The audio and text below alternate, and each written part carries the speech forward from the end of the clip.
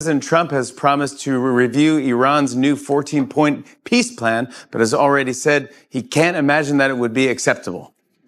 Yep, nothing less. Nothing says diplomacy like, I haven't read it and the answer is no. Jimmy Fallon shocked viewers after turning his latest monologue into a non-stop roast aimed directly at Donald Trump.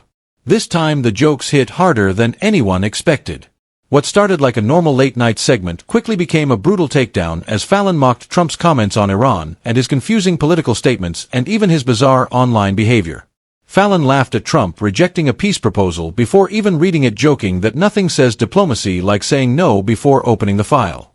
The audience erupted again when Fallon mocked Trump's announcement about escorting ships through the Strait of Hormuz, turning the serious military move into a joke about Trump starting an escort service. But the biggest reactions came when Fallon targeted Trump's constant obsession with image and attention. He joked about an AI photo Trump posted of himself playing Uno with the caption, "I have all the cards," before completely destroying the moment and leaving the crowd roaring with laughter throughout the entire explosive segment. Guys, everyone was talking today about how bad the security was at the White House Correspondents' Dinner.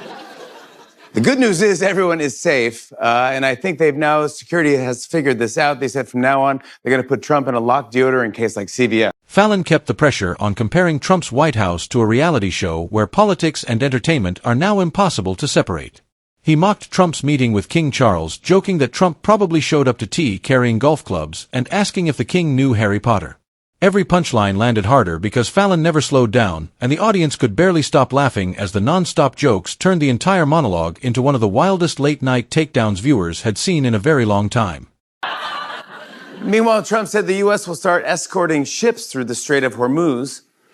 Feels like the best-case scenario when you hear Trump starting an escort service. Meanwhile, Trump said the U.S. will start escorting ships through the Strait of Hormuz. Fallon joked that it sounded like the best-case scenario when hearing Trump talk about starting an escort service.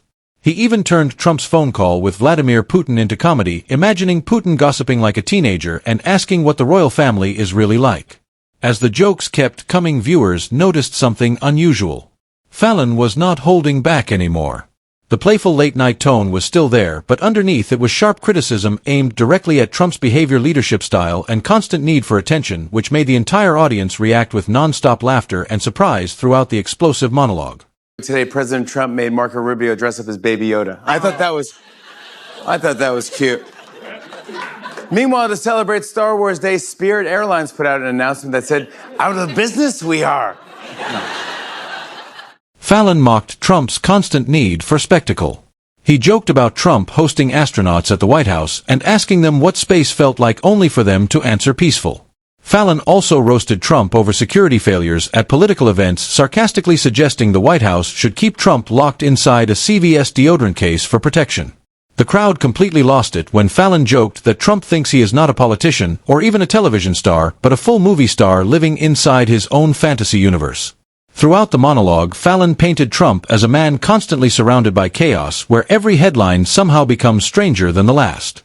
From AI memes to awkward diplomacy, Fallon connected every story into one giant narrative about confusion, ego, and non-stop political theater. What made the segment explode online was how relentless it felt.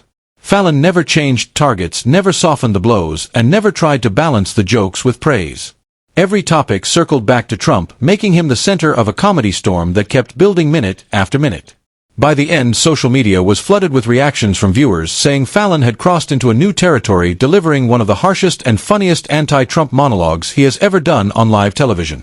And just when it seemed like Fallon was finally about to ease up, he doubled down one last time. He mocked how every Trump headline somehow feels too ridiculous to be real, yet somehow always is.